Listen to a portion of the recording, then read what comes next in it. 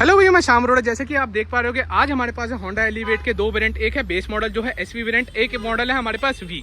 अब आज की वीडियो में इन दोनों को हम कंपैरिजन करने वाले हैं, इन दोनों में क्या क्या डिफरेंसेस देखने को मिलता है, जो प्राइस रेंज का डिफरेंस है।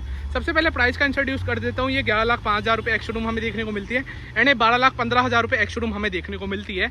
दोनों में लगभग 1,10,000 का हमें प्राइस का डिफरेंस देखने को मिलता है। अब देखते हैं क्या वो 1,10,000 का प्राइस डिफरेंस वर्थ इट है या फिर नहीं। तो अब सबसे पहले बात करते हैं दोनों गाड़ी के फ्रंट प्रोफाइल की। फ्रंट प्रोफाइल डेफिनेटली दोनों गाड़ी का बिल्कुल हमें सिमिलर देखने को मिलता है। होंडा ने बेस मॉडल में ही हमें एलईडी हेडलैम्प्स दे दिया विद डीआरएल सेटअप, तो डेफिनेटली एक बहुत अच्छा पॉइंट हो जाता है हमारे को यहाँ पे देखने को। एंड उसके अलावा फ्रंट प्रोफाइल में और कोई हमें यहाँ पे डिफरेंस देखने को नहीं मिलता है। फ्रंट प्रोफाइल दोनों गाड़ी की बिल्कुल हमें शेप देखने को मिलती है, उसमें भी फॉग लैंप्स नहीं है, इसमें भी फॉग लैंप्स हमें देखने को नहीं मिलती। तो अब चलते हैं पहले बेस मॉडल के इंटीरियर में आपको दिखा देता हूँ। बेस मॉडल का इंटीरियर आपको कैसा देखने को मिलता है। बेस मॉडल का इंटीरियर आपको देखने को मिलता है ब्लैक बेज फिनिशिंग में देखने को मिलता है। एंड उसके अलावा यहाँ पे आपको स्टीयरिंग मोटर कंट्रोल देखने को मिलता है। टैकोमीटर वाली एमआईडी इसके अंदर आपको देखने को मिलती है।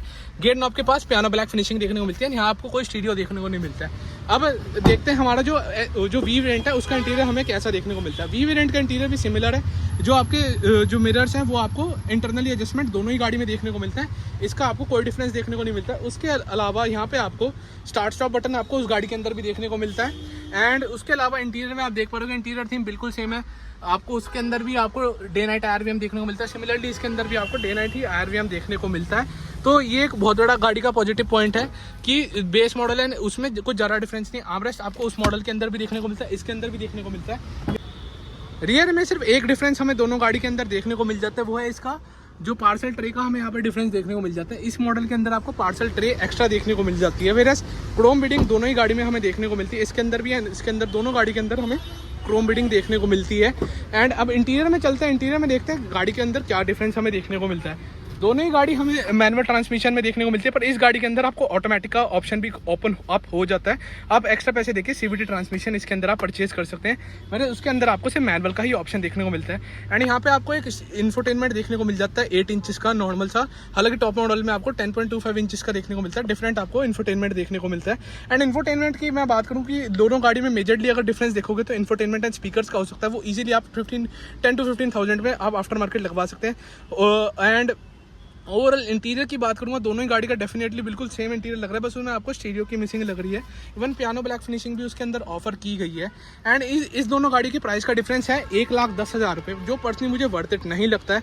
1,10,000 रुपये आप स्पेंड करिए सिर्फ एक स्टीरियो के लिए, क्योंकि इस मॉडल में भी आपको एलईडी हेडलैम्प्स देखने को मिल रहे हैं। अगर सिर्फ एलईडी हेडलैम्प्स का भी अपग्रेड होता ना एक एक्स्ट्रा इसके साथ, तो एक मॉडल वैल्यू फॉर मनी बन जाता। पर आज की डेट में मुझे मॉडल बिल्कुल भी वैल्यू फॉर मनी लग रहा है। जो ये गाड़ी प्राइसिंग ऑफर कर रही है, ये था इसका वी वेरिएंट, ये था इसका एसवी वेरिएंट। एंड 1,10,000 का प्राइस डिफरेंट कहीं भी ये गाड़ी जस्टिफाई नहीं करती है। सिर्फ अगर मैं आपको कंक्लूजन में बताऊं, एक व्हील कवर का फ़र्क है, एक स्टीरियो का।